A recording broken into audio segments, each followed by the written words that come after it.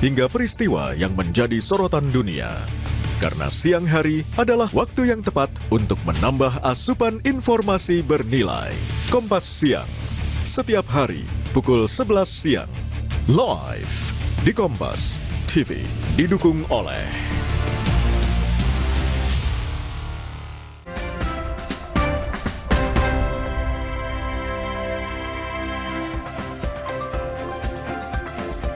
Saudara, terima kasih Anda masih bersama kami di Sapa Indonesia Akhir Pekan.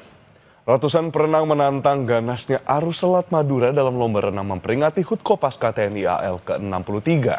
Yang menarik perhatian adalah keberanian seorang ibu 3 anak yang turut ambil bagian menyeberangi selat sejauh 9 km lebih.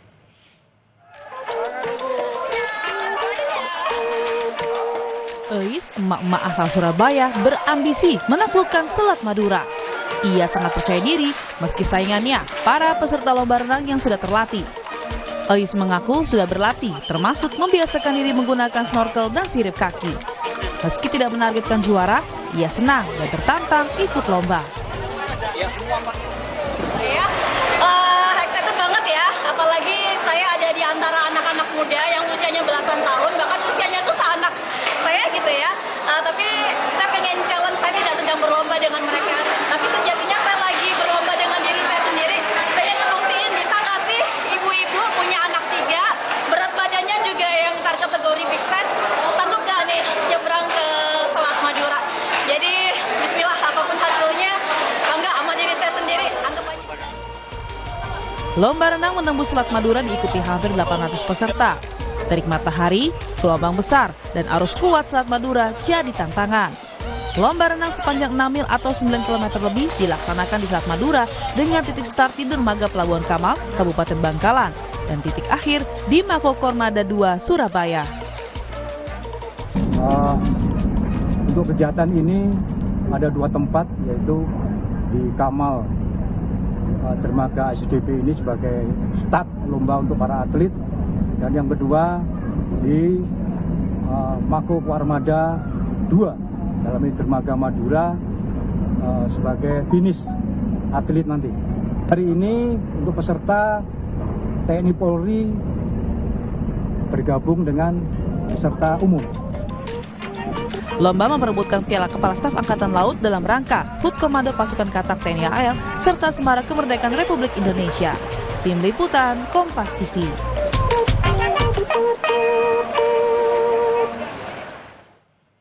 Kapuspen TNI Maijen Kristome Sianturi menyebut sebanyak 27.394 prajurit mengikuti upacara gelar pasukan operasional dan kehormatan militer pada hari ini. Dalam preskon usai gladi bersih di Pusdiklat Pasus Kopassus Batu Jajar, Bandung Barat, Kristome menyebut total prajurit tersebut mencakup pasukan upacara dan pendukung. Assalamualaikum warahmatullahi wabarakatuh. Dalam rangkaian acara nanti akan ada sejumlah alutsista dengan beberapa unit kendaraan taktis yang ditampilkan. Selain itu, juga akan ada pengukuhan Pangkopassus, Pangkormar, dan Pangkorpasgat, sekaligus pembentukan Angkatan Baru Komando Daerah Militer, Kodam. Beberapa diantaranya adalah Kodam 16 untuk wilayah teritori Provinsi Riau dan Kepulauan Riau, serta Kodam 22 di Provinsi Kalimantan Tengah. Assalamualaikum warahmatullahi wabarakatuh.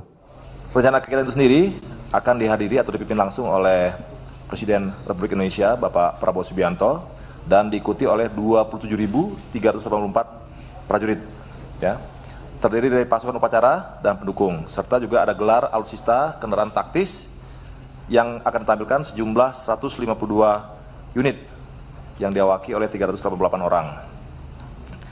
Ada alutsista juga yang terlibat dalam demo sejumlah 124 unit dengan rincian 34 unit dari TNI Angkatan Darat, kemudian 24 unit dari TNI AL dan 66 unit dari TNI AU.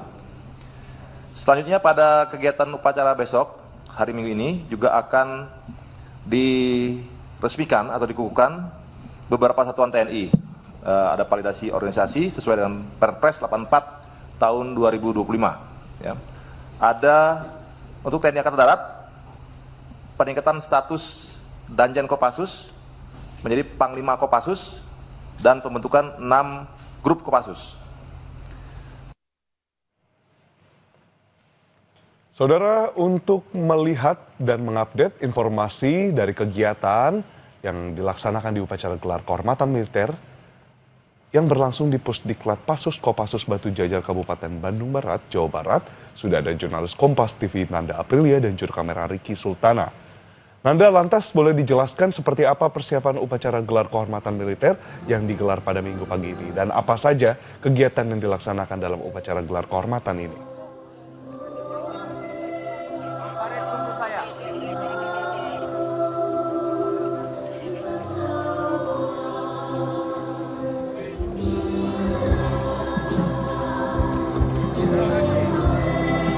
Selamat pagi Edwin dan juga saudara. Di sini sebenarnya saya belum bisa mendengar secara spesifik apa yang Anda tanyakan. Tapi kalau Anda menanyakan bagaimana situasi saat ini di lokasi saya melaporkan saat ini di Pusdiklat Pasus Kopassus yakni di Batu Jajar, Kota Bandung, Jawa Barat, melaksanakan gelar pasukan operasional dan kehormatan militer. Acara sebentar lagi akan dimulai, Edwin.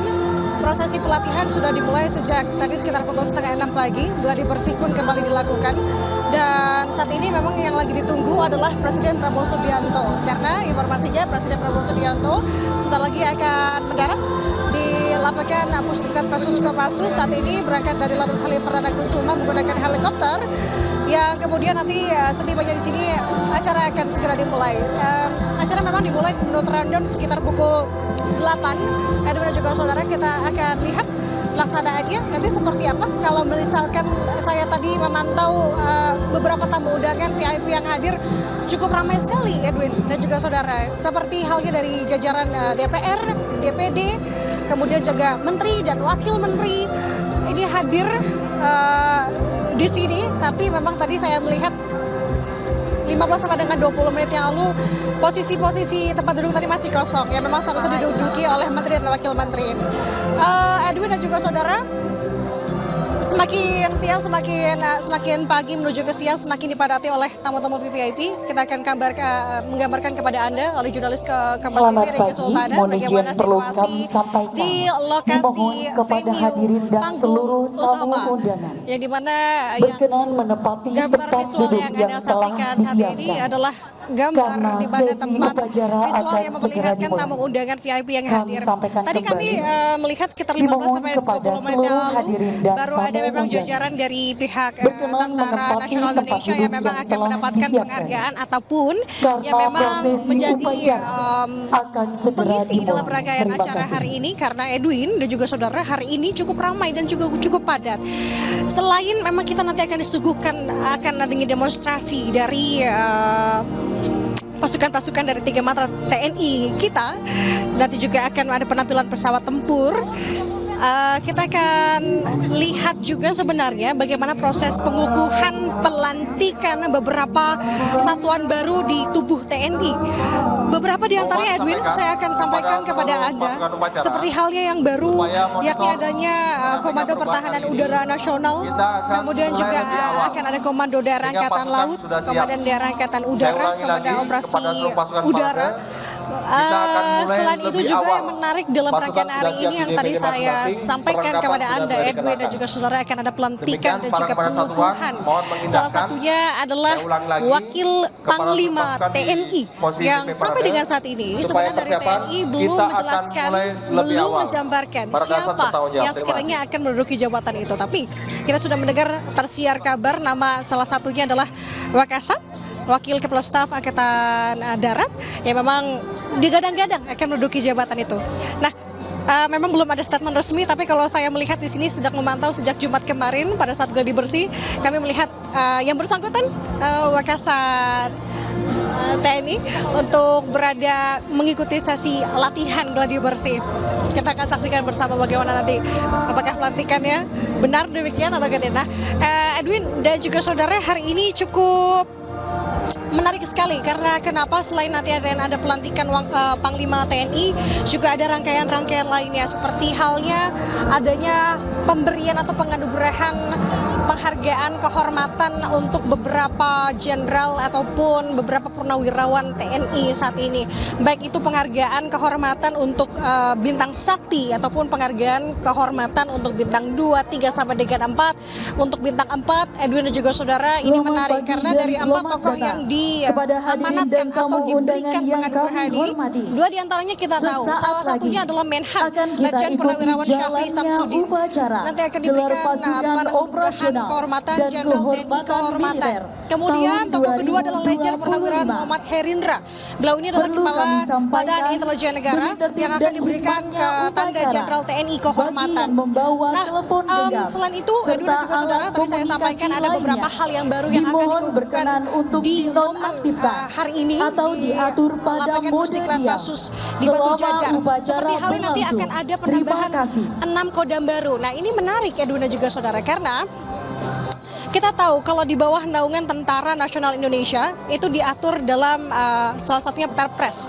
Perpres yang beberapa tahun ke belakang memang berlaku saat kemarin adalah Perpres nomor 66 tahun 2019 yang di mana ini memang di bawah naungan dari Presiden Prabowo, maksud kami di bawah naungan Presiden ke-7 Republik Indonesia Joko Widodo pada saat itu, yang memang salah satu poin yang disematkan adalah mengaktifkan lagi Wakil Panglima TNI setelah 2 dekade lebih atau 25 tahun ini sempat dihapus, kemudian melalui Perpres nomor 66 tahun 2019 ini dihidupkan kembali. Dan untuk hari ini di awal Agustus kemarin sebenarnya Edwin, tepatnya di tanggal 6 Agustus 2025, Perpres baru pun dibentuk oleh Presiden Prabowo Subianto, yakni Perpres nomor 84 tahun 2025. Salah satu poin yang disematkan adalah Wakil Panglima TNI harus diduduki oleh jabatan atau pangkat bintang 4.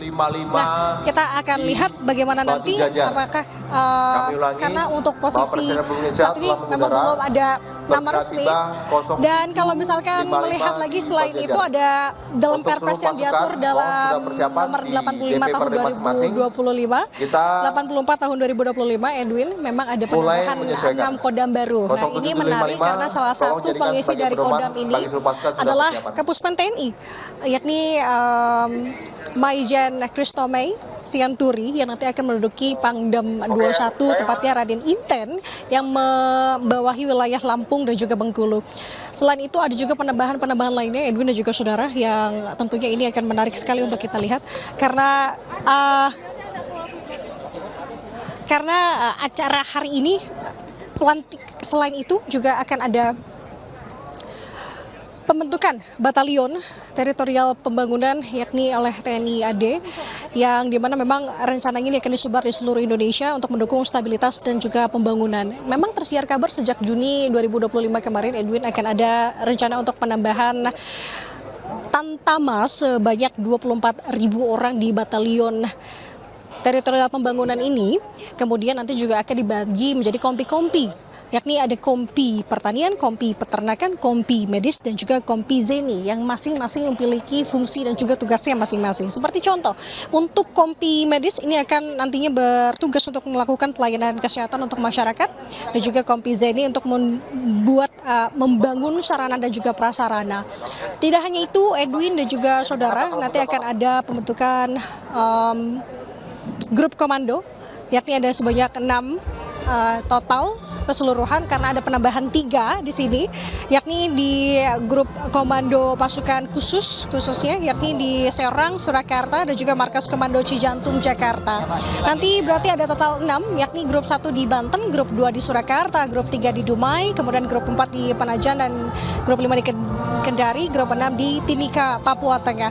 Alasan kenapa kemudian pembentukan batalion dan juga kodam baru ini, Edwin dan juga saudara, setidaknya yang kami kutip terakhir statement yang disampaikan oleh Kadis Penat, yakni Brigjen Wahyu Yudana, bahwa ini merupakan bentuk adaptasi, bentuk mengikuti perkembangan zaman, sekaligus untuk memperkuat sistem keamanan rakyat semesta, sekaligus juga sebagai dukungan terkait dengan program pembangunan nasional di Indonesia saat ini. Nah, Edwin, sebenarnya yang menarik adalah nanti juga akan ada perubahan nama. Ada beberapa dalam satuan yang akan diubah namanya. Seperti halnya kita tahu pasukan elit di Tentara Nasional Indonesia, ada Kopassus, ada Kormir dan juga Kopasgat ini nanti akan diubah susunan penamaannya, Edwin dan juga saudara. Seperti halnya kalau untuk Kopasgat ini akan diubah namanya menjadi Kopasgat jadi Pangkopasgat yang nanti akan dibawahi atau dipimpin oleh Marsda TNI Denny Wis selaku dan Kopasgat saat ini, dan namanya nanti akan diubah menjadi Pangkopasgat. Selain itu ini akan mengikuti Kopasgat yang Kopassus yang dipimpin oleh dan Kopassus ini akan dipimpin oleh Pangkopassus dan lain-lain sebagainya. Nah, di sini nanti selain perubahan nama ada juga perubahan dalam jabatan ataupun bintang yang diembat. Jadi kalau untuk kenaikan ini nanti akan dipimpin oleh mereka yang sebelumnya adalah Danjen disebutannya. Ini yang merupakan bintang 2 akan naik menjadi bintang 3. Nah, selain itu Edwin dan juga saudara, tadi di awal saya menitik beratkan bahwa memang ini berpaku semua melalui Perpres. Kalau kita melihat sebenarnya yang menarik juga, lagi-lagi kalau saya katakan menarik karena tampaknya hari ini akan sekali banyak acara dengan pemberian bintang-bintang untuk beberapa tokoh, kenaikan bintang juga salah satunya seperti yang tadi saya sampaikan dari bintang 2 ke bintang 3, dan ini tentu akan berdampak domino ke bawah. Nah, yang menjadi perhatian adalah karena saat ini kebijakan pemerintah khususnya di bawah naungan Presiden Prabowo Subianto adalah mengenai efisiensi anggaran. Nah, dari kemarin sebenarnya Edwin dan juga saudara ini sedang kita kulik kepada salah satunya adalah yang berwenang untuk berbicara Kapus Pen TNI, Maijen Christomey, apakah ini berdampak? Karena saat ini adalah program salah satu yang paling penting adalah terkait dengan efisiensi anggaran ini, mengingat otomatis dari kenaikan jabatan atau kenaikan tingkat pangkat ini akan ada anggaran lebih. Karena kita tahu untuk anggaran maritim atau TNI saat ini sudah hampir 60 sampai dengan 70%. Nah, itu juga disampaikan oleh Menhan sendiri, yakni Menhan mengatakan bahwa memang untuk saat ini sudah sampai anggaran untuk TNI adalah 50%. Yang memang kebanyakan ini dialokasikan untuk ke pegawai. Ini disampaikan Menhan pada saat mengikuti rapat kerja bersama dengan Komisi 1 DPR pada sekitar April dan Juni kemarin. Nah, ini menarik kenapa? Karena 50% itu kebanyakannya adalah untuk biaya pegawai dibandingkan dengan alokasi untuk alutsista. Nah, ini sebenarnya menarik lagi saya bilang karena kita tahu geopolitik saat ini situasinya seperti apa, kemudian alutsista di negara-negara lain yang memang terfokusnya adalah untuk merampingkan TNI itu sendiri dengan memfokuskan pengembangan alutsista yang modernisasi. Tapi untuk saat ini di Indonesia kita melihat bahwa memang kenaikan pangkat, kemudian adanya satuan baru di tubuh TNI yang otomatis akan ada penyesuaian juga dalam posisinya, yang tadi saya sampaikan tidak jarang bahwa memang salah satu satuan harus membutuhkan kenaikan pangkat dari bintang 2 ke bintang 3. Katakanlah tadi untuk Baik Nanda, tadi sudah kita dengar laporan lengkapnya, namun memang masih menunggu upacara ini akan segera dimulai. Tadi juga sebut oleh jurnalis Kompas TV Nanda Aprilia, dan menurut dari layar kaca yang Anda lihat sekarang, saudara, merupakan tangkapan layar dari juru kamera Kompas TV, salah satunya dari Kesultanan yang tadi melaporkan, ada beberapa menteri, wakil menteri pun dari mereka yang duduk di bangku DPR, DPD hingga DPRD sudah hadir berangsur-angsur sambil menunggu kehadiran tentunya dari Presiden Prabowo Subianto yang nantinya akan meresmikan sekaligus melantik. Tadi ada beberapa jabatan yang memang disebutkan oleh Nanda, yakni pertama yang memang menjadi sorotan dalam upacara gelar kehormatan militer di Pusdiklat Pasus Kopassus Batu Jajar di Kabupaten Bandung Barat ini, yakni adalah di pelantikan dan peresmian kembali setelah 25 tahun jabatan ini kosong, wakil Panglima TNI akan dilantik, dan akan kita lihat bersama siapa yang akan menjadi sosok. Memang sudah ada beberapa nama, saudara, namun nama dari wakil Panglima TNI nantinya akan kita ketahui bersama di dalam upacara.